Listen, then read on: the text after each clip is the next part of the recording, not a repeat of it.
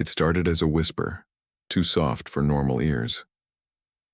In a dark control room at the edge of the Nevada desert, technician Erin Cole stared at the blinking lights on the satellite feed. She wasn't expecting anything. Signals from space were usually just noise, stars dying, planets turning, cosmic background radiation. But this was different. A pattern flashed on her screen. Numbers, then symbols, then a voice. She leaned closer, eyes wide, hands shaking. The voice wasn't human. It echoed with strange tones like metal scraping glass. She hit the red button. Alarms flashed. In seconds, higher-ups were running into the room. 2 hours later, the recording was played in front of a secret panel in Washington, D.C. The message was short but terrifying. To the last survivors, do not respond. They found us.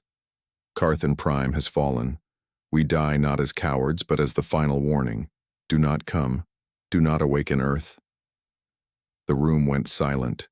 Did They say Earth? General Myers asked, frowning. They did, replied Dr. Amira Niles, head of astrophysics. But the signal, it's not new. It's ancient. At least 3,000 years old. Someone in the back whispered, "How could aliens know about Earth that long ago?" No one had an answer. Across the world, satellites turned toward deep space. For the first time in years, Earth's major powers, once divided, came together. The United Nations launched Project Lazarus, a joint investigation into the signal, but not everyone wanted the truth. In the shadows, whispers grew. Old agencies reactivated. Black files were opened. Someone knew something, and they were hiding it. Meanwhile, in a quiet part of rural Montana, a woman chopped wood behind a cabin. She looked like any other farmer, tough, silent, alone. But her past was anything but simple. Commander Rhea Vaughn. Once a star pilot in Earth's last major space program, she had vanished after a failed mission that left half her crew dead. No one had seen her in 5 years. Until now. A black helicopter landed near her cabin. 2 agents stepped out. "Commander Vaughn," one said, holding out a tablet. "We need you. It's urgent." She didn't even look up. "I don't fly anymore." The agent showed her the message. The alien voice played again. Rhea froze. The sound chilled her bones. And then, the final words. "Do not awaken Earth." Her eyes narrowed. "Too late," she whispered. Back in Washington, debates turned into arguments. Dr. Niles wanted to respond. "We must send a signal back. This could be the first true contact with another intelligent species." General Myers shook his head. "They warned us not to. We don't know what's out there. Maybe Earth was hidden for a reason. But the decision had already been made." Earth answered. A short message was sent through deep space antennas. "This is Earth. We received your signal. If you're in danger, we will come." It was a message of peace, of help. But peace was not what the galaxy expected from Earth. 3 days later, it began.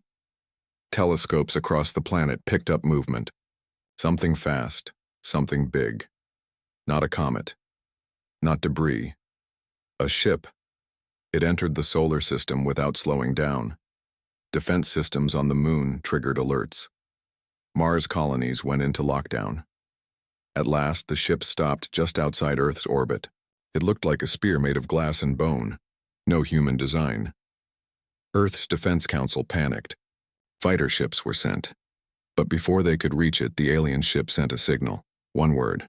Fools. Then a smaller craft detached from the spear and headed toward Earth. It landed in the Nevada desert just a few miles from where the original signal was heard. Everyone expected weapons. Instead, a single being stepped out. Tall. Insect-like. Wearing armor made of pulsing blue light. He raised his forearms and said, "You heard the signal. That means you don't know what you are. The galaxy feared this day. Earth has awakened. From her transport ship, Rhea Vaughn stared at the alien through the window. She didn't know why, but something deep in her blood, in her bones, told her the alien was right. Earth wasn't supposed to wake up. Now it had, and nothing would ever be the same again. The alien's words echoed across the base. Earth has awakened. Everyone froze. Soldiers pointed rifles. Scientists stared in silence. No one knew whether to shoot or speak. The alien didn't flinch. His name was Tazek, and he looked like he had stepped out of a nightmare, tall with silver skin, 4 glowing eyes and sharp armor that seemed alive. Commander Rhea Vaughn watched from behind glass in the observation room. Her heart beat hard. Tazek raised his hands. I come alone. You answered the signal. That means your kind has forgotten what you truly are. General Myers stepped forward, cautious but calm.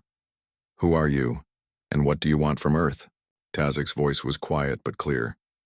I'm not here to ask for anything. I came to warn you. The galaxy believed Earth was lost. Dead. Silent. We made sure it stayed that way. Now, because of your signal, they know you're awake. Turned his head slowly toward the cameras. They will come. The alien was taken into custody, not as a prisoner, but as a guest under observation. In a high-security underground base, Rhea Vaughn sat across from him in an interrogation room. He looked at her strangely. You're different. I'm human, she said. No, he replied. You're not just human. You're something worse. Something we tried to erase. Rhea frowned. Explain. Tazek leaned forward. Your people were once a part of the Galactic Order, a long time ago, before they broke it, before they became feared. She laughed softly. You're saying humans were once space conquerors? Nodded. You were not conquerors. You were monsters in war. You broke laws of nature, turned suns into weapons, made your dead fight. Your people were exiled, your memory erased. Your world was locked away in silence. But somehow you survived. Rhea stared at him. The words sounded insane, but something about them felt real. Then what was the signal we received? She asked. Tazek's voice dropped. That signal was not a call for help. It was a warning to stay away. Carthan Prime fell to an unknown force, and before it died, it tried to stop others from making the same mistake. You weren't supposed to hear it. Rhea's hands tightened into fists. Well, we did. Meanwhile, in orbit above Earth, strange readings were detected. Another ship had entered the solar system. But this one didn't stop. It charged directly toward Earth. Alarms screamed. The moon defense grid activated. Fighter squadrons launched. From the International Space Fleet, Commander Rhea was called to the command center. They're not responding to hails, said the technician. No identification, no signal. They're just coming. General Myers looked at Rhea. I hope you're ready to fly again. Minutes later, Rhea was back in a cockpit. Her ship, Striker 1, was old, but her hands remembered every control, the bow. Enemy vessel was fast, black and jagged like a blade. It didn't open fire, it just flew straight, ignoring warnings. Then suddenly small pods detached from its hull, 10 of them, each headed for a different part of Earth. What are they? Rhea asked. The answer came too late. Each pod exploded mid-air, releasing clouds of gas and shimmering dust. Power grids failed. Satellites blinked out. The world went dark. Back underground, Tazek stood and looked toward the ceiling. They've started early. I warned you. They don't want Earth to rise again. Who are they? Rhea asked him later. He looked at her with glowing eyes. They call themselves the High Order, keepers of peace, but peace to them means silence. And they fear the noise your kind makes. He stepped closer to the thick glass. You don't understand what you're capable of. But they do. That night, something terrifying happened. The dust released by the alien pods began to affect humans, not as a poison, but as a memory trigger. People around the world started dreaming of battles they never fought, speaking languages they never learned, remembering symbols, maps, codes from deep space, and one name kept repeating across every dream. Carthuan. Back at the Space Command Center, scientists tried to track the alien ship, but it had vanished, cloaked or jumped. No one knew. One thing was clear: Earth was now a target, and the galaxy had just taken its first shot. Commander Rhea stood before a massive digital map. Red dots glowed across Earth's orbit. More ships. We're coming. She turned to General Myers. We can't wait anymore. We need to prepare. Fast. He nodded slowly. Then it's time for Earth to show them what we really are. At 3:04 a.m. the order came: activate Deathworld protocols. Only 7 people on Earth had ever heard that command before, and 6 of them were already dead. In a locked vault deep under Greenland's ice shelf, a red light blinked for the first time in centuries. A machine older than any living government hummed back to life. Steel doors groaned. Systems untouched for over 1,000 years turned on one by one. Earth was never just a home. It was a trap set by its own people long ago, just in case the galaxy ever came looking again. Commander Rhea Vaughn stood in the center of the Arctic Command Base, watching frozen panels light up with old Earth language and strange alien code. She looked at Dr. Amira Niles, who had arrived from Washington hours earlier. "What is this place?" Rhea asked. Dr. Niles's face was pale. A Deathworld command station. Back when Earth was part of the Galactic War System, this planet wasn't just a home, it was a fortress, hidden under our cities, our oceans, even our mountains. Rhea's eyes narrowed. "And now it's waking up?" "Yes," Amira whispered, "because it thinks we're under attack, and it remembers what to do." Meanwhile, the alien named Tazek was still being held in the Nevada base, but now he paced like a caged animal. "You don't understand," he warned again. Deathworlds were outlawed, forbidden. Planets like this were too dangerous to exist. "You were locked away for a reason," a soldier scoffed. "That's ancient history." Tazek turned, his eyes glowing. To the galaxy, history is not forgotten, and Earth was not just feared, it was hunted. He stared at the soldier. "You have no idea what's under your feet." Back in orbit, more red dots began blinking on Earth's radar systems. Enemy ships, dozens of them. The High Order had sent a second wave, this time, not just for warning. This time, to erase Earth completely. But Earth remembered. Under old deserts, hidden launch bays opened. Drones with silver wings and ancient markings flew into the sky. In the Pacific Ocean, long-dead satellites rose from the water, still functional. The codes they spoke were ancient, but somehow still working. Everywhere across the planet, Deathworld protocols responded to one simple rule: if Earth is attacked, unleash everything. In the Greenland base, Rhea received her first full briefing. "What is this place really?" she asked a retired AI named TH9, which had just reactivated after 1300 years. The AI's voice was cold, neutral, and ancient. "This facility exists to preserve and protect the core of human war memory. You are a certified command species.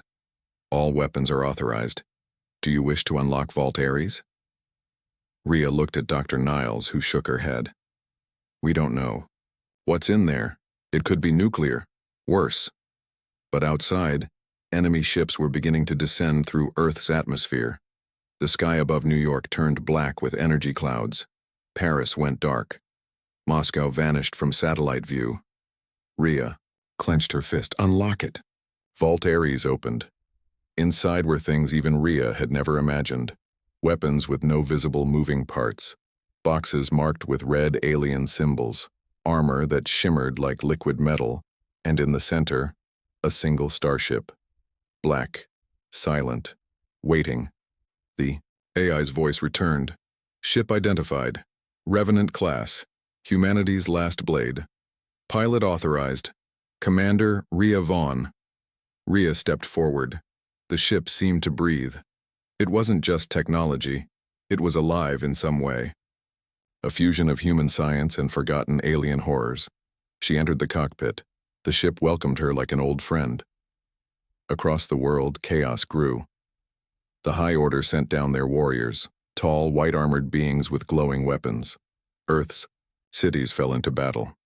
Some humans fled, some fought. But in every country something strange happened. People remembered.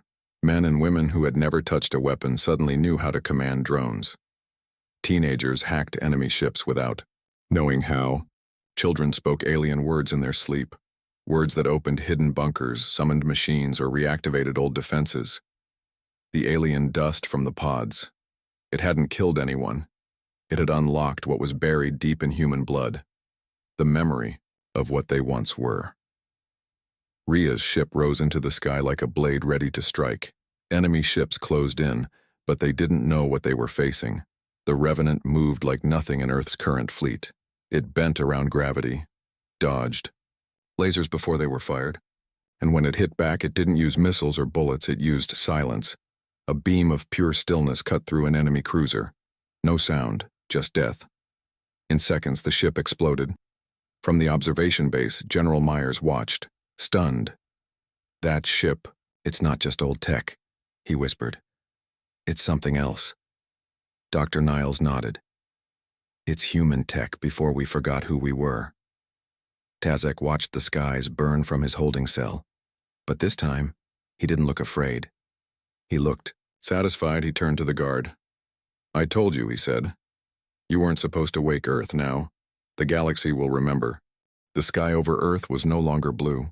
It was war. Alien ships had pushed through the upper atmosphere. Their black hulls blocked out the sun as they moved silently across continents. From space, they looked like a second skin wrapped around the planet, tight, dark, and dangerous. The High Order had sent its main fleet, over 300 warships. Their goal was simple: erase Earth. But Earth was not simple anymore. Commander Rhea Vaughn sat inside the cockpit of the Revenant, high above the planet. The human-made starship whispered data into her mind, enemy positions, fleet patterns, and strange warnings in languages she didn't recognize. She didn't need training. The ship was training her. The moment she thought of firing, it fired. The moment she wanted to dodge, it dodged before she moved. The Revenant was not a ship. It was a living weapon, and Rhea, she was its blade. Down on Earth, the streets of Tokyo were filled with chaos. Civilians ran through smoke-filled alleys, hiding from patrol drones that floated overhead. Each drone scanned humans with bright red beams. If the scan glowed green, the person was taken. If it glowed red, they disappeared. But one old man stood in the street, refusing to move. He wore a long coat. His hands were behind his back. The drone scanned him. Red. Before it could fire, the old man raised his hand and whispered 2 words. Protocol 6. A pulse of blue light shot from his chest. The drone stopped, hovered, then exploded into dust. The man looked at his hands, stunned. "I remember now," he said softly. Earth wasn't defending itself with just weapons. It was awakening its people. In orbit, the High Order flagship, Zarian's Fist, began its descent toward North America. Its commander, an alien with golden skin and no eyes, gave the final order: burn the surface. Inside the ship, rows of thermal warheads began to power up, but before the first missile could launch, an alert echoed across their systems. Incoming signal. Unauthorized tech breach. "What breach?" the alien barked. Too late. The Revenant shot straight through the flagship's shields. One clean cut, from nose to engine. The alien ship split in half like paper. The sky over Texas lit up in a silent explosion as debris rained down into the sea. Commander Rhea's voice came through Earth's command channel. "Tell the galaxy, Earth isn't prey, we're the storm." Meanwhile, in the Nevada base, the alien prisoner Tazek was still being watched closely, but this time he was smiling. Dr. Amira Niles stepped into the room. "You look too calm for someone whose people are losing." Tazek leaned forward. "You think they're my people? I warned them. I told them to leave Earth alone." He looked up. "You still don't understand what Earth is." Amira crossed her arms. "Then explain it." Tazek chuckled. Earth wasn't locked away because it was weak. It was locked away because even the galaxy feared what you humans had done to yourselves. She frowned. What do you mean? He lowered his voice. You made yourselves into weapons, then forgot. In South America, a massive earthquake shook the Amazon. But it wasn't an earthquake. It was something rising. A black pyramid, made of smooth metal, emerged from the jungle floor. For centuries, no one even knew it existed. When the pyramid fully surfaced, its top opened. A signal shot into the sky. Drones from Earth's orbit changed direction and began flying toward it. Not just drones, humans too. Thousands of people, drawn to the signal, began walking through the jungle without fear, as if something inside the pyramid was calling to them. No one stopped them. No one dared. In space, more enemy fleets began to arrive. These weren't just high-order ships, they came from other species. All feared what Earth was waking up. They thought they could stop it before it grew stronger. They were wrong. From the other side of the solar system, a human deep space relay, thought to be broken centuries ago, suddenly activated. It spoke in simple Earth code. Project Warden online. Seconds later, 5 more human warships jumped in from deep storage. Old, rusted, forgotten, but alive. At Earth's orbital command, General Myers watched the skies light up. What are those ships? An officer asked. No one knows, Myers said. They weren't built by us. They were left behind by those who came before. And now, they're waking up. Another alert sounded. Signal detected on Mars. Vault Adamant awakening. Amira heard it over the speaker. Her eyes widened. Vault Adamant? That wasn't even real. It was a myth. But Tazek finished her sentence. A myth made by survivors who didn't want to remember what they created. Commander Rhea and the Revenant moved between enemy fleets like fire through paper. With each strike, more humans remembered. More cities activated long-buried systems. Old machines woke. Earth's people united. And the galaxy finally saw the truth. They hadn't come to defeat a dying world. They had come to a death world that was only now beginning to live. Again. The ground on Mars was not supposed to shake, but it did. And when it did, the dust of 1,000 years lifted into the thin red air. Hidden deep under Olympus Mons, the largest volcano in the solar system, Vault Adamant opened its ancient eye. It didn't need a key. It needed a human, and it had waited long enough. Back on Earth, General Myers stared at the message flashing on the screen. Vault Adamant awakening. Identity match, Commander Rhea Vaughn. Myers blinked. How the hell is she connected to a vault on Mars? Dr. Amira Niles leaned in. Rhea was born on Earth, but her DNA isn't fully natural. There are markers, old ones, pre-human. We found them when she joined the flight academy. Tazek, the alien prisoner, spoke calmly. You still think you're the first humans? Amira turned. We are? No, Tazek said. You're the latest version. In orbit, Rhea felt a pull in her chest. The Revenant was flying, without orders now. Fast, toward Mars. Every system on the ship said the same thing. Vault Adamant detected. Priority 1. Rhea didn't fight it. She let the ship take her. Below her, Earth still burned with battle. But she knew. Whatever was on Mars, it mattered more.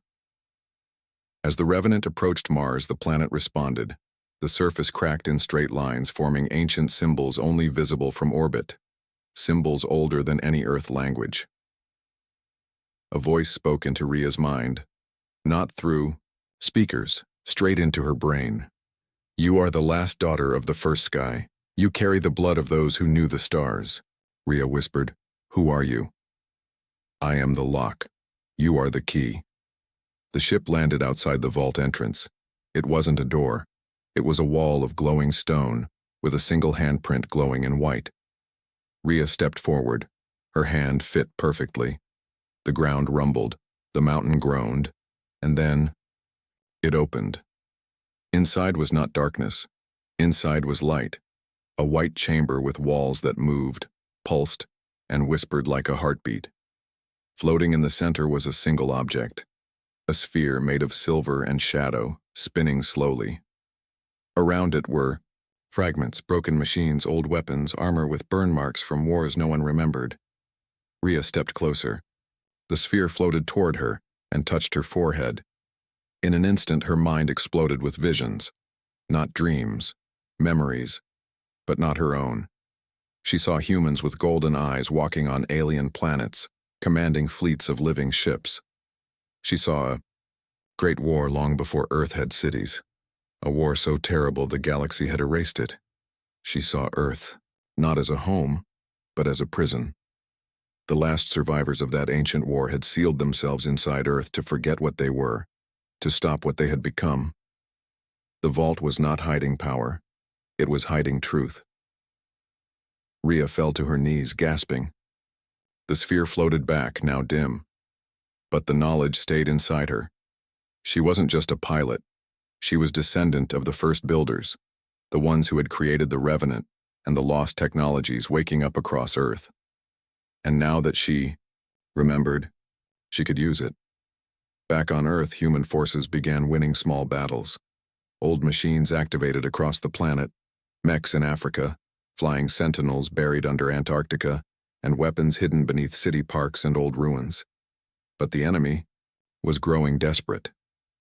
The High Order had not sent its real army yet. They were waiting for one last thing. At the edge of the galaxy, a signal was sent. Not to Earth, but beyond. To something the High Order called the Cleaner.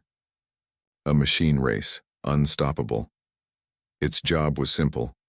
Erase contaminated planets. Earth had just been marked. Meanwhile, in the Nevada lab, Tazek stood up suddenly. Amira raised a hand. Sit down. But Tazek didn't move. Something's coming, he whispered. Something even they can't stop. Amira narrowed her eyes.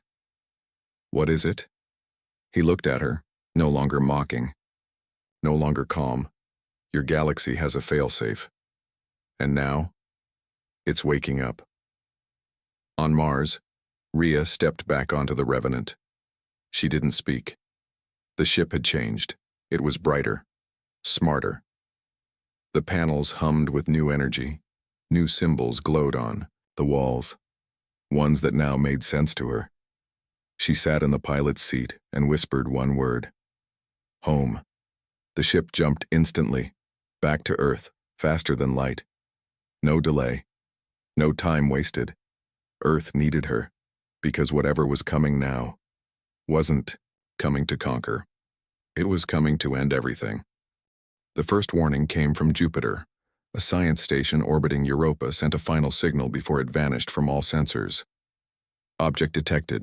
No drive signature. No communication. Just eating light. Then silence. Complete silence. The kind that meant something unnatural had entered the solar system. Rhea stood in the command bay of the Revenant. The ship had changed after the vault on Mars. Now it almost felt alive. Its walls breathed softly. Its lights pulsed with her thoughts. She stared at the data scrolling across the screen. One word kept flashing. The Cleaner. She had seen it in the memories from the sphere. A weapon left behind by an ancient civilization. Not made to win wars, but to end worlds. In Earth's orbit, human and allied alien ships formed a defensive line. A temporary alliance had begun to grow. Old enemies now forced to stand together against what none of them understood. General Myers looked through the reinforced window of the orbital defense station. You think we can stop it? He asked. Quietly, Tazek, now a free alien advisor, didn't answer at first. He simply watched the stars flicker. You can't stop it, he said at last. You can only delay it. The Cleaner did not look like a ship. It looked like a wound in space, a long black tear floating through the void, bending light around it, stretching gravity like rubber. Where it passed, stars dimmed, satellites fell silent, and minds cracked. On board, The Revenant gripped the controls. "We have to face it." Amira, patched in from Earth, shook her head. "You can't just fly into it." "I'm not," Rhea said. "I'm flying with it. I need to see what it sees. I think I can link with it, at least enough to understand what it's doing." The ship responded to her thoughts. Energy gathered in the core. A jump, unlike anything humans had ever made, began. Inside the void between planets, the Revenant jumped. It didn't travel through space. It folded around it. And then Rhea saw it. The cleaner wasn't a machine in the way Earth imagined machines. It was alive. A living storm of black tendrils and glowing red eyes, shifting endlessly. It made no sound, but her mind screamed. Images filled her head. Galaxies burning, stars collapsing, planets being wiped clean like chalk from a board. A voice spoke, not with words but feeling. "This system is contaminated. Reset in." "Progress," Rhea shouted. "Wait, we've changed. We remember now. We're not broken." But it didn't stop. It couldn't. It was made to clean, not judge. And now it had judged Earth to be unfit. She barely escaped. The Revenant snapped back to Earth's orbit, damaged and groaning. Rhea collapsed on the floor, blood dripping from her nose, but she brought something with her. A message. A piece of code from the cleaner's mind, its pattern, its operating rhythm, and possibly a weakness. Down on Earth, Amira and her team began working. "This thing doesn't think like us," she said. "It's not AI, it's older than that. It's more like instinct, like a cosmic immune system." Myers leaned in. "So how do we make it think Earth is healthy?" "We don't," Amira said. "But maybe we can make it think we're already clean." But they had no time. The cleaner reached Saturn, and Saturn's rings, those beautiful bands of ice and dust, vanished in 1 second. No explosion, no noise, just gone. Rhea called a meeting of all Earth's remaining leaders. Her voice was calm, but firm. "We don't have days, we have hours. If we want to survive, we don't just need to fight." She paused. "We need to evolve." There was silence. Then Tazek stepped forward. "Let her speak. She carries the blood of the builders, and their war started all of this. In Antarctica, deep underground, one final vault remained, never touched, never spoken of. It was called Genesis Node 1, and only someone like Rhea could open it. The cleaner wasn't just coming for Earth's cities. It was coming for what lay below them. As the cleaner passed Uranus, the lights in Earth's sky began to dim. Children pointed upward, watching stars blink out one by one. People prayed. Some ran. Some just watched. And in the center of all this, Rhea walked alone toward the vault. Not with fear, but with fire in her eyes. The galaxy may have made Earth forget its past. But now, humanity remembered. And it was done running. The ice cracked beneath her boots. Rhea stood at the edge of the world, surrounded by freezing winds and white silence. Below her, buried deep in the Antarctic rock, waited something no one on Earth remembered. Not a weapon, not a ship, a person. The Genesis Node 1 wasn't just a vault. It was a tomb, a sealed chamber from before written history, long before pyramids, or rockets when humans had powers even the stars feared. The old humans, the first builders, had locked away one of their own. Someone too dangerous. Even for them. Rhea placed her hand on the ancient door. It didn't ask for a code. It asked a question. "Are you ready to wake him?" She whispered. "Yes." Across the planet, tremors began. Oceans surged, satellites flickered. The cleaner, still approaching from Neptune, paused. It felt something new.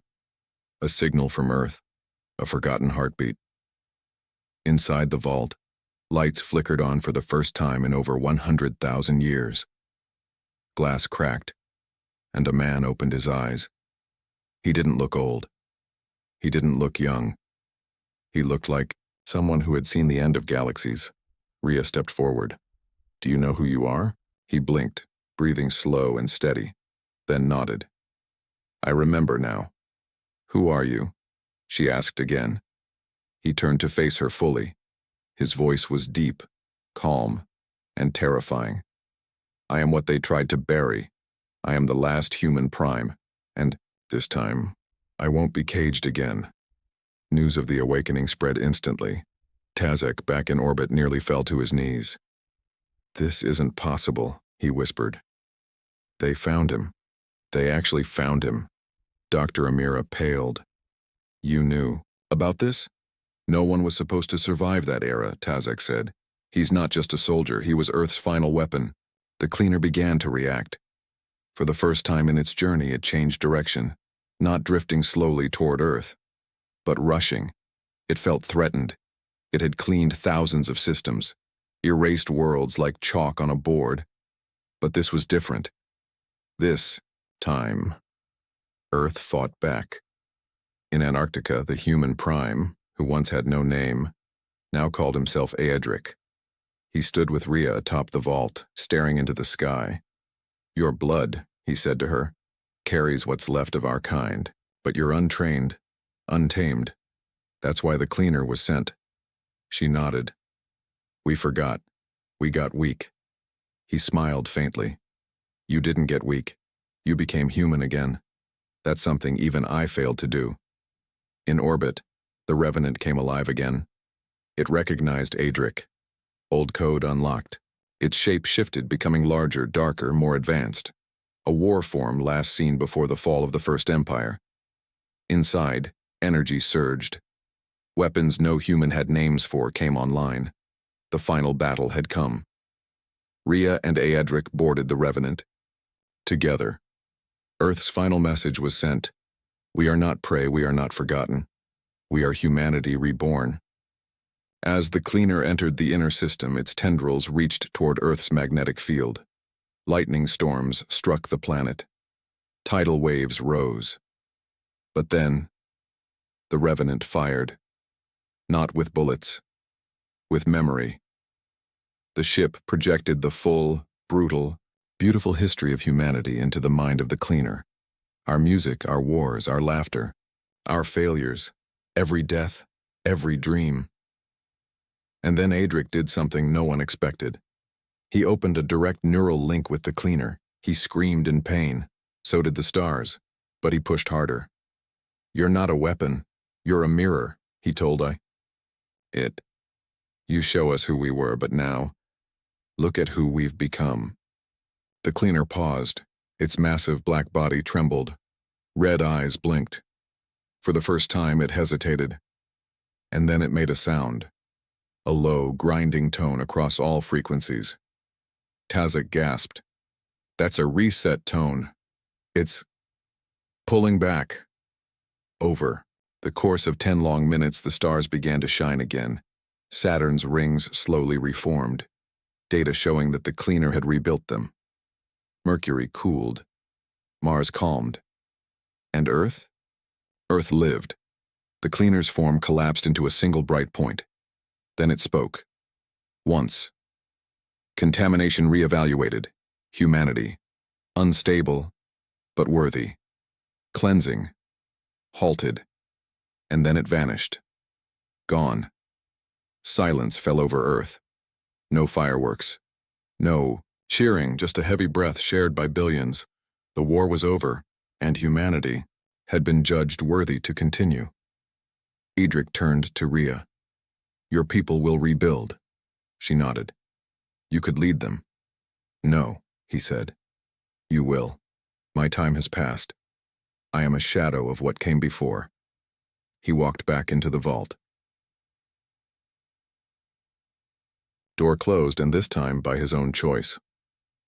Later, in a speech broadcast to every corner of the globe, Rhea said, We were lost. We forgot what we were. But now we remember. Not just the power, not just the pain. We remember hope. And with that we build the fleet not to conquer, but to protect. The sky over Earth changed forever that day. It wasn't because of war, not because of fire or death, but because for the first time in thousands of years, Humanity launched its fleet. And the galaxy? It watched. Rhea stood at the command bridge of the newly restored Revenant. But this time the ship wasn't alone. All across Earth, hidden hangars opened.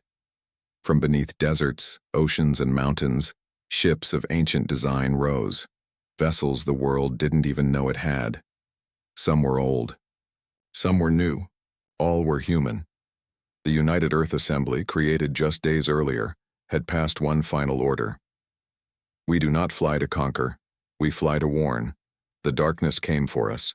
It will come again. So we go to the stars.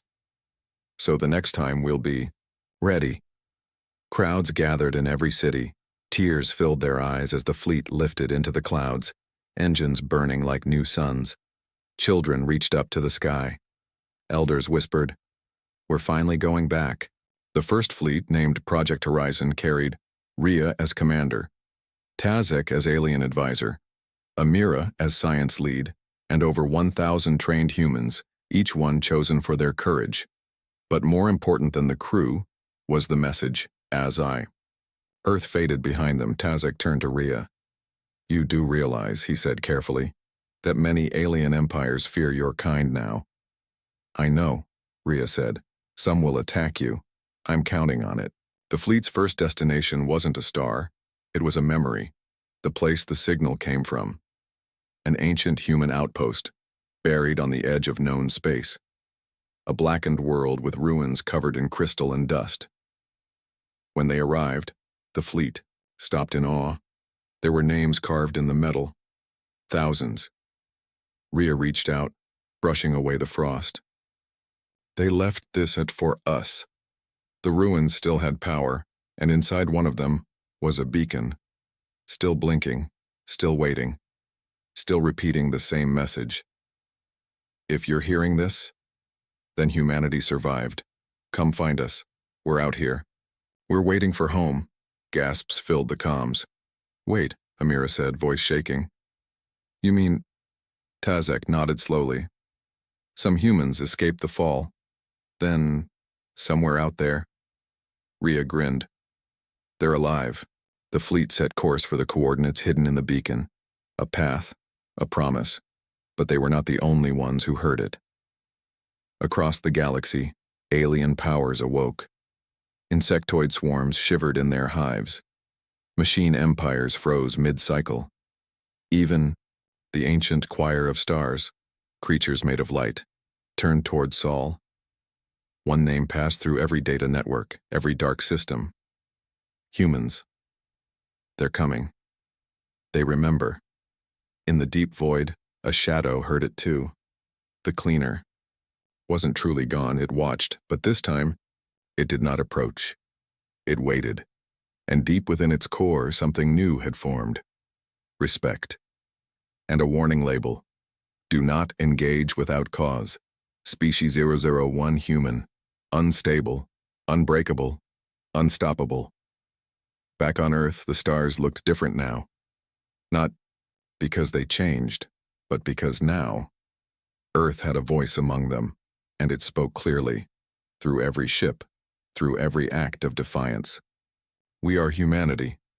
We were almost erased, but we came back stronger, not to destroy, but to make sure no one else gets erased again." The fleet crossed the Kuiper Belt and vanished into faster-than-light travel. Rhea sat back, looking at the ISO stars. Tazek watched her carefully. "Do you really think the galaxy is ready for you?" She smiled. "No, but we're ready for it." The signal had reached Earth. Now, Earth was answering back.